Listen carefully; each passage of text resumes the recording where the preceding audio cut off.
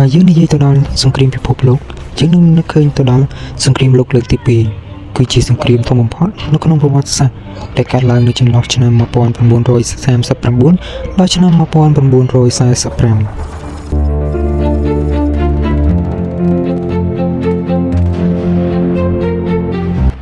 ta lúc này mà đừng tê thá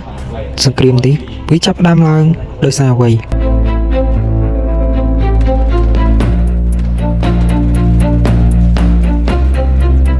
ក្នុងវីដេអូនេះខ្ញុំនឹងលើកមូលហេតុ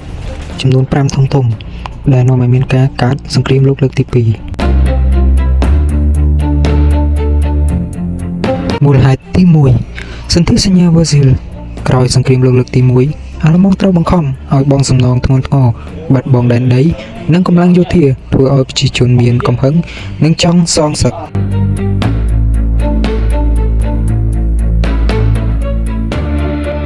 ទី2របបផ្ដាច់ការហ៊ីតលែរអាឡឺម៉ង់ម៉ូសូលីរី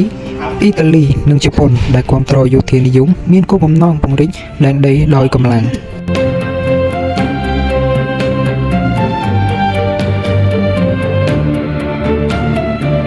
ទី3វិបត្តិសេដ្ឋកិច្ចឆ្នាំ1929ប្រជាជនអត់ការងារធ្វើក្រីក្រធ្វើឲ្យមនុស្សជឿលើមេដឹកនាំផ្ដាច់ការជាងប្រជាធិបតេយ្យ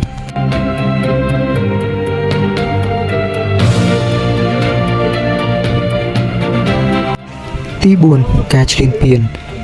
អាឡឺម៉ង់លុកលុយប្រទេសជិតខាងជប៉ុនលុកលុយចិនអ៊ីតាលីលុកលុយអេធីយ៉ូពីពិភពលោកមិនអាចទប់ស្កាត់បាន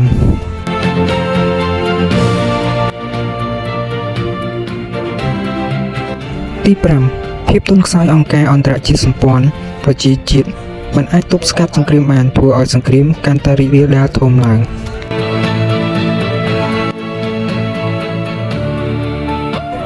ការផ្ទុះសង្គ្រាមនេះអាឡឺម៉ង់លុកលុយប្រទេសប៉ូឡូញ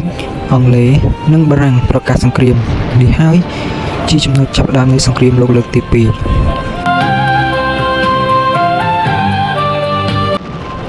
សង្គ្រាមមិនអាចកើតឡើងភ្លាមវាកើតឡើងពីការមិនយុត្តិធម៌ការឈ្លានពាននិងការមិនរួបរวมគ្នារបស់ពិភពលោកទើបធ្វើឲ្យមានការកើតសង្គ្រាម